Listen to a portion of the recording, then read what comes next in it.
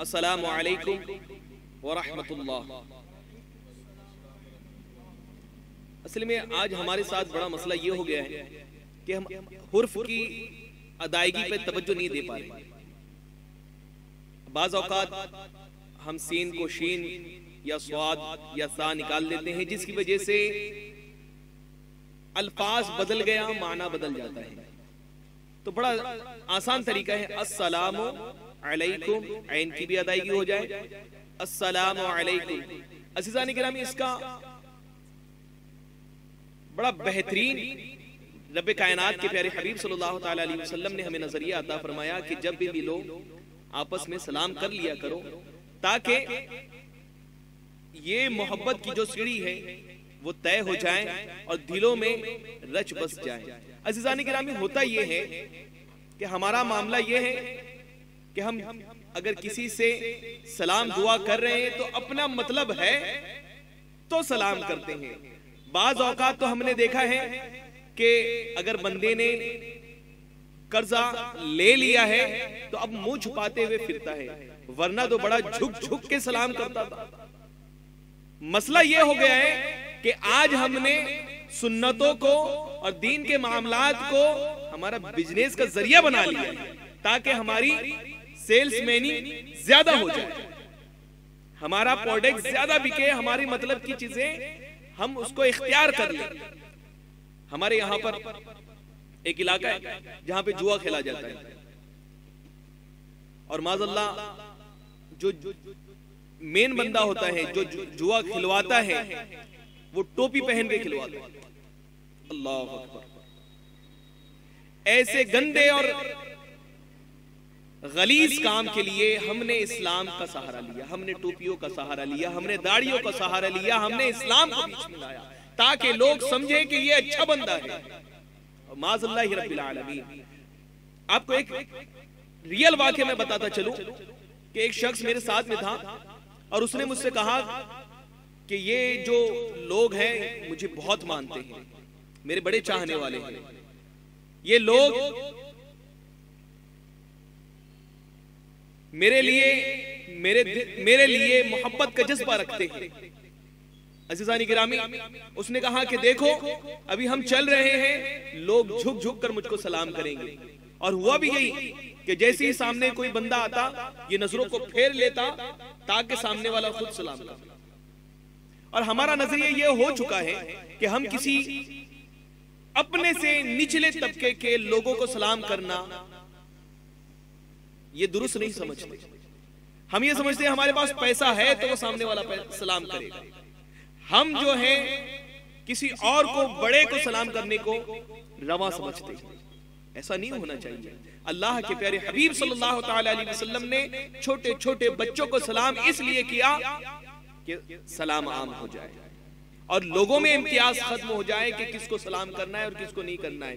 प्यारे नबी सल्लल्लाहु अलैहि वसल्लम की ये तालीम है कि हर बातचीत से पहले सलाम कर लिया करो। अस्सलामु क़ब्ल अल कलाम, बातचीत से पहले सलाम कर लिया करो। और एक खूबसूरत वाक़या मेरे जहन में आया, आप तक के पहुंचाता चलूं। एक बादशाह ने कैदी को हुक्म दिया कि इसे फांसी की सजा दी जाए।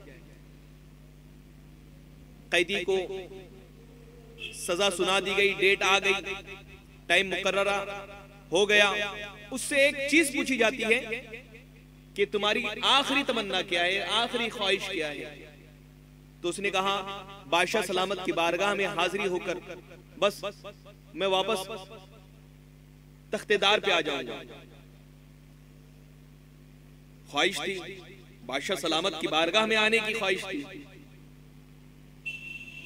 लोगों को लगा कि अपनी गलती पर ये नादिम होगा, माफी तलाफी करेगा, मगर ये जब बंदा गया तो जाने के बाद उसने एक बात कही, अस्सलामु अलैकुम। बादशाह सलामत ने भी कहा वालेकुम अस्सलाम। कहा ठीक है, मुझे तख्तेदार पे लेके जाए, सूली पे चढ़ाया जाए हमें। जब बंदा पहुंचा तो जैसे ही उसके गले में रस्सी डालनी चाहिए तो उसने कहा भाई ये क्या कर रहे हो आप, ये सूली पर जो रस्सी टंगी हुई है वो क्यों डाल रहे हो मेरे गले में? कहा फांसी का वक्त है और सब तो आपको पता है। उसने कहा ठीक है, मगर बादशाह सलामत ने तो मुझको सलामती का परवाना अता किया है, सलामती का परवाना अता किया है, आप ये रस्सी डाल के फांसी का फंदा क्यों डाल रहे हो मेरे गले में? बादशाह सलामत की बारगाह में वापस से उस बंदे को ले जाया जाता है। बादशाह सलामत कहता है कि मैंने तो ऐसा कोई परवाना जारी नहीं किया, आप क्यों मजीद हैं? कहा बादशाह सलामत, मैंने जब आपको सलाम किया तो आपने मुझको जो जवाब देना था वालेकुम सलाम, आपने वो जवाब भी दिया, जिसका मतलब यह होता है कि तुम पर सलामती हो। तो जब आपकी सलामती हो तो बताएं तो सही कि ये फिर मुसीबत का फंदा मेरे गले में किस तरह? अब बादशाह ने मुस्कुराया और कहा तुम्हें आजादी का परवाना अता किया जाता है। आप देखें तो सही, आज हम सफों में खड़े तो हो रहे हैं, कंधे से कंधा मिला तो रहे हैं, मगर हमारे दिल नहीं मिल रहे।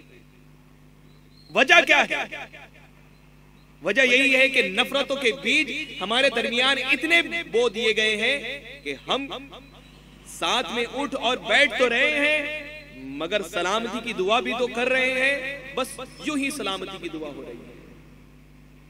दिल से हम किसी को सलामती की दुआ नहीं दे रहे। होना तो ये चाहिए कि प्यारे नबी सल्लल्लाहु अलैहि वसल्लम की सुन्नतों को आम किया जाए और उस पर अमल किया जाए, और सुन्नतों को सिर्फ इसलिए इख्तियार किया जाए कि प्यारे नबी सल्लल्लाहु अलैहि वसल्लम की सुन्नत है। दुनियावी मफाद और दुनियावी लेन देन के लिए इस चीज को इख्तियार ना किया जाए, वरना दुनिया भी बर्बाद, आखिरत भी बर्बाद। सुन्नतों को, इस्लामी शियार को इसलिए इख्तियार किया जाए कि प्यारे नबी सल्लल्लाहु अलैहि वसल्लम राजी हो जाए, अल्लाह राजी हो जाए। वाखिर दावाना वल्हम्दुलिल्लाह।